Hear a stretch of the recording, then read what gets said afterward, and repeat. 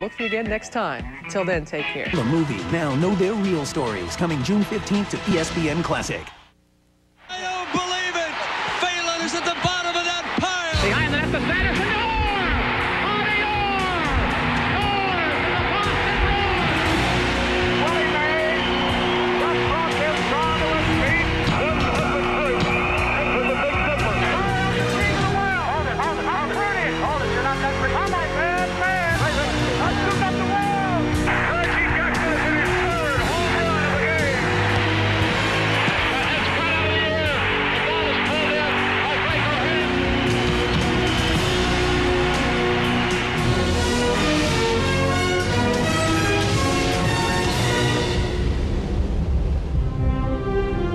With a smile as crooked as a country road and a jump shot sent straight from heaven, the quiet, almost painfully shy basketball genius came to us from a place called Cabin Creek.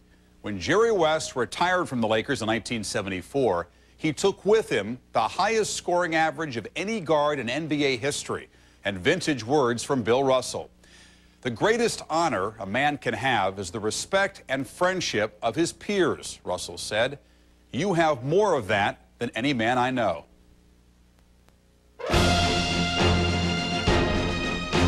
I think Jerry West was the equal of Michael Jordan.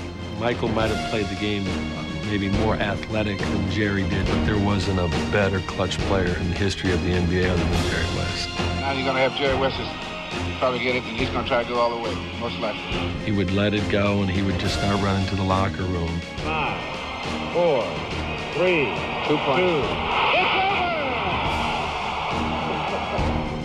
Everyone knew Jerry West was going to get the basketball. Before Jerry West shot the basketball, he would always boom, boom, boom.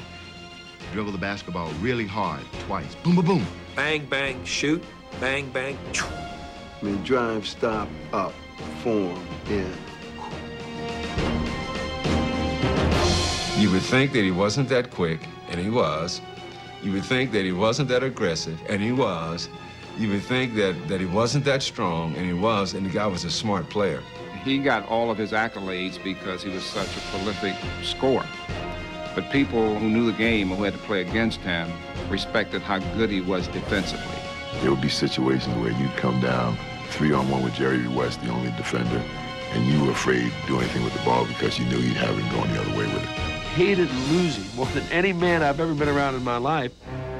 In 1969, the Lakers played the Celtics in the NBA Finals. It was their 6th championship series in 8 seasons, and LA had yet to win a title.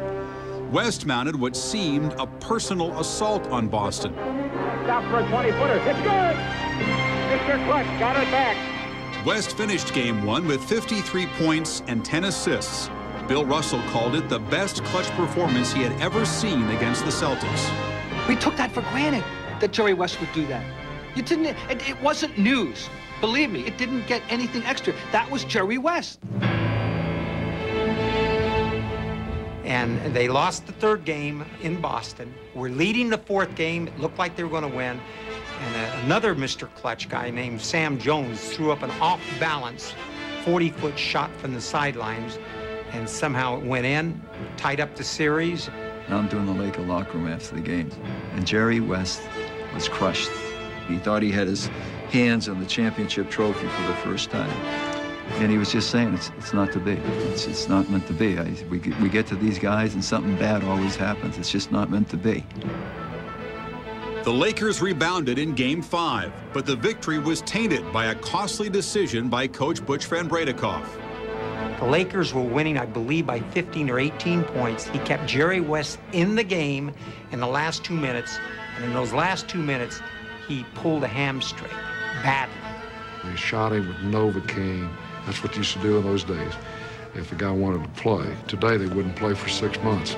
But West would take the Novocaine and refuse to sit out. Despite 26 points from West, a Celtics victory in Game 6 set up the finale at the LA Forum.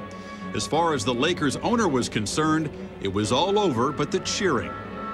Jack Cook hired the USC band to come marching in when the Lakers won the World Championship, not if. And he had balloons up in the rafters that were going to be let loose, and fall down on the floor when the Lakers won the championship, not if. It was the most angry I think I've ever been. I thought it was disrespectful, and as it turned out, it was the ultimate embarrassment for all of us. I take this back to Bill Russell, and he says we're going to run him out of the gym. That's just what we proceeded to do at halftime. We were up by 16. When Chamberlain hurt his knee in the fourth quarter, the Lakers seemed finished. But with backup center Mel Counts in the game, West hit several clutch shots. As Boston's lead dwindled, Van Bredekal faced another tough call. So I told Van Bredekal, I said, the Dipper's ready to go back in. And Van Bredekal said, tell him to go to hell, we don't need him. Everybody in this arena knows where that ball's going when the Lakers get it, to Jerry West.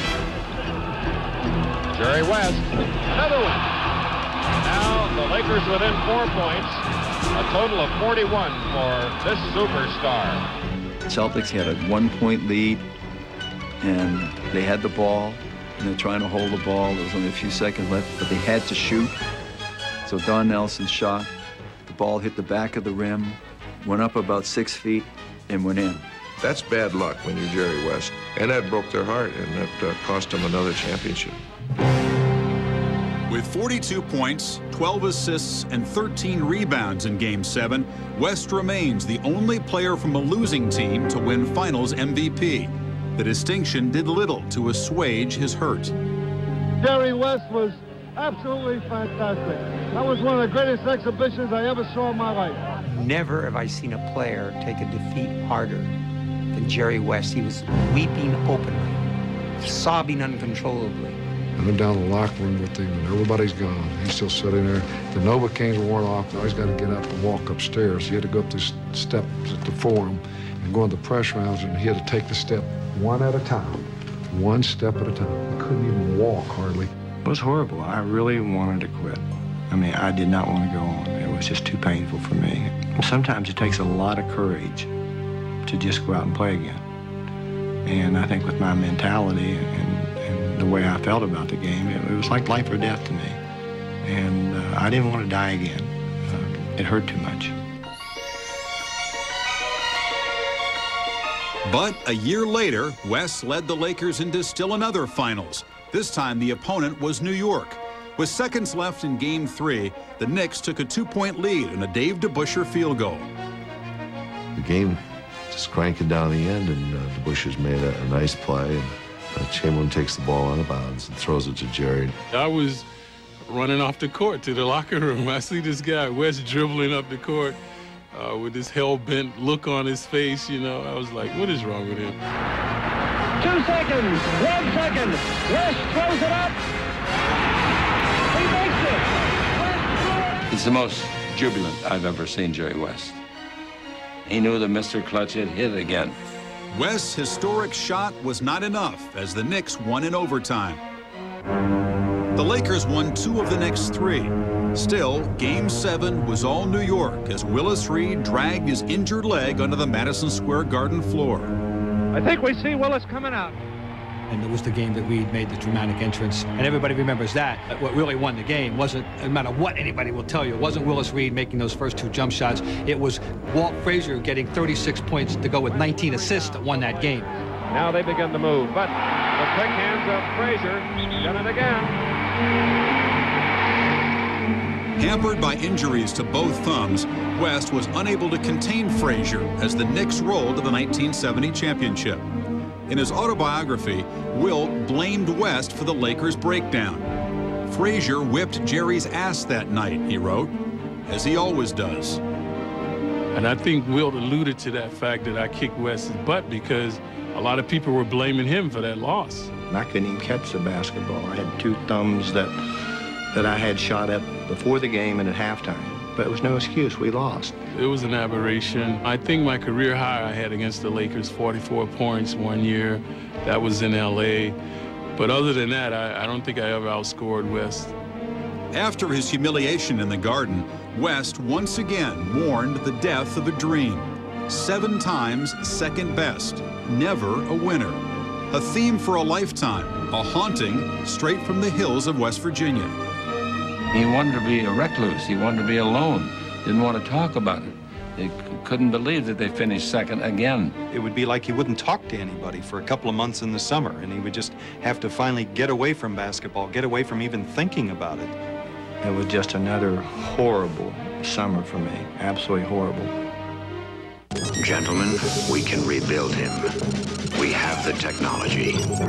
Better than he was before. Better, stronger, faster. Introducing the all-new 270-horsepower Chevy Trailblazer, the most powerful mid-size sport utility in the world. It's one strong SUV. The new 2002 Chevy Trailblazer, like a rock.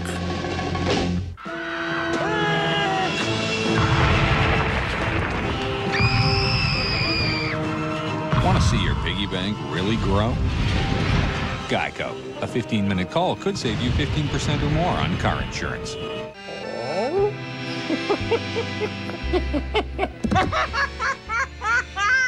Still paying too much for car insurance?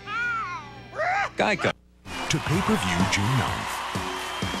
Rugrats are going to Paris.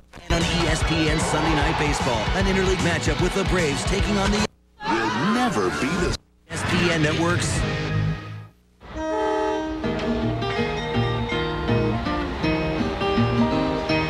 West Virginia, oh my home. West Virginia's where I belong. In the dead of the night, in the still, in the quiet, I slip away like a bird in flight back to those hills, the place that I call home. Cole was West Virginia, or it was then. And he lived in Cabin Creek, West Virginia. That was a coal community. And everybody worked in the coal mines. It's other people had, but we had a stable background. A Depression baby, West was born in 1938, the youngest son of Howard and Cecile's 6 children. He was the baby of his family. He was a mama's boy. He loved to play. Mother would literally drag him in the house to make him eat and bathe. He liked to test himself. There was a pipeline that ran along the Kanawha River, and he would see how far he could walk along that pipeline before he fell off. I particularly liked to fish and go in the woods all the time. Sometimes hunting was part of the process. I've always been kind of a solitary person. I don't need a lot of people around me to function. He had a little lopsided grin that was very charming. He had a winning way about him.